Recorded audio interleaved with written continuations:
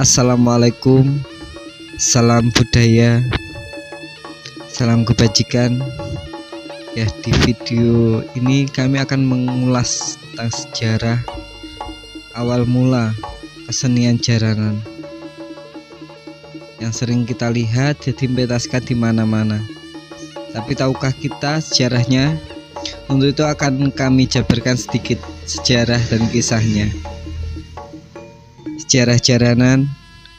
Menurut sejarah, asal mula seni jaranan atau seni kuda kepang diangkat dari dongeng rakyat tradisional Kediri, tepatnya pada pemerintahan Prabu Amiseno, Kerajaan Ngurawan, salah satu kerajaan di sebelah timur Sungai Brantas.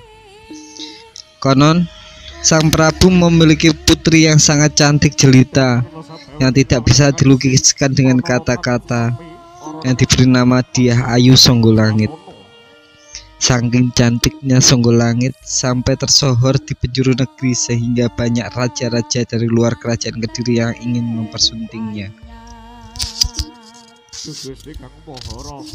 Songgolangit memiliki adik yang sangat tampan, terampil, dan terengginas dalam olah keprajuritan, yang diberi nama Raden Tubagus Putut. Untuk menambah wawasan dan pengetahuan Raden Tubagus Putut, beliau memohon pamit kepada ayahandanya untuk berkelana dan menyamar menjadi rakyat biasa. Sementara itu, di kerajaan Banterangin yang dipimpin oleh Prabu Klono Sewandono, Raden Tubagus Putut berminat untuk mengabdi dan memperdalam ilmu. Berkat kemampuannya dalam olah keprajuritan, dia diangkat menjadi patih kerajaan yang diberi gelar Patih Pujangga Anom. Prabu Klono Sewandono mendengar kecantikan Dyah Ayu Songgolangit dan ingin mempersuntingnya. Maka diutuslah Patih Pujangga Anom untuk melamar ke Kediri. Sebelum berangkat ke Kediri, Pujangga Anom memohon petuah kepada sang dewata supaya dirinya tidak diketahui oleh ayahandanya maupun kakaknya. Sementara itu di kerajaan Ngurawan banyak berdatangan para pelamar, diantaranya Prabu Singobarong dari Lodoyo yang didampingi patihnya, yakni Patih Singokumbang. Kedatangan Pujangga Anom untuk melamar membuat terkejut Songgolangit, karena meskipun Pujangga Anom memakai topeng, ia mengetahui kalau itu adiknya sendiri. Songgolangit mengungkapkan kepada ayahandanya dan menyampaikan bahwa Pujangga Anom itu putranya sendiri. Mendengar penuturan itu, maka murkalah sang ayah. Maka sang Prabu Ngurawan mengutuk Pujangga Anom bahwa yang dikenakan topeng yang dikenakan pada mukanya tidak bisa dilepaskan. Pujangga Anom mengatakan pada Songgolangit bahwa lamarannya itu sebetulnya untuk rajanya, bukan yakni Prabu Klono Sewandono. Akhirnya Songgolangit mengeluarkan sesuatu sayembara yang isinya dia menginginkan sebuah titian yang tidak berpijak pada tanah, bahwa siapa yang dapat membuat tontonan yang belum ada di jagat ini, dan bila mana digelar dalam meramaikan jagat, dan pengarak manten ke Kediri harus melewati bawah tanah dengan diiringi tetabuhan. Barang siapa yang dapat memenuhi permintaan tersebut, maka si pencipta dapat mempersunting Dewi Songgolangit sebagai permaisuri. Pujangga Anom melaporkan permintaan itu kepada Prabu Klono Sewandono. Karena merasa cukup sulit, akhirnya mereka berdua bersemedi dan memohon petunjuk kepada sang Dewata Agung.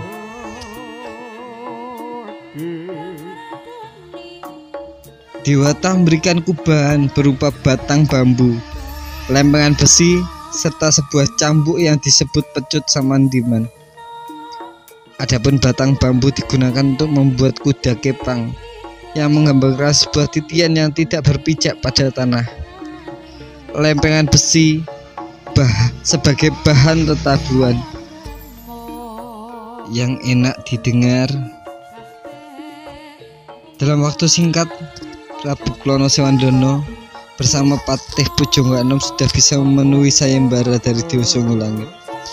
Akhirnya pasukan prajurit menunggang kuda dari Batnarangin menuju ke Kerajaan Kediri dengan diiringi tetabuhan. Bisa menjadi tontonan yang belum pernah dilihat oleh masyarakat Kediri.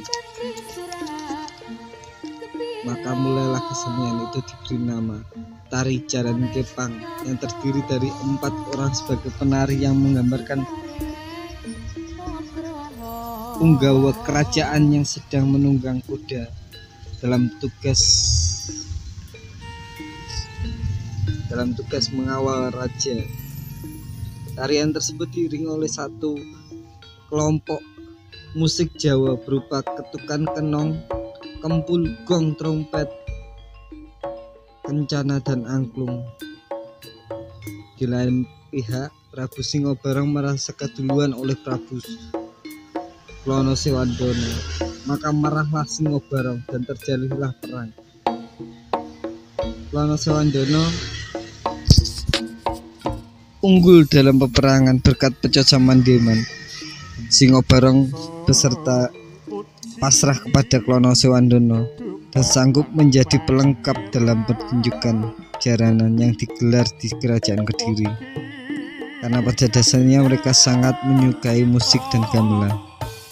Dengan bergabungnya Singobarong dan patihnya Singokumbang beserta Celeng Senggi, maka genaplah penari jaranan berjumlah 6 orang hingga sekarang ini. Walaupun sekarang ini banyak modifikasi kuda kepang yang digabung dengan musik dangdut, campur sari dan lain sebagainya, tapi tidak meninggalkan sejarah tari jaranan yang sebenarnya.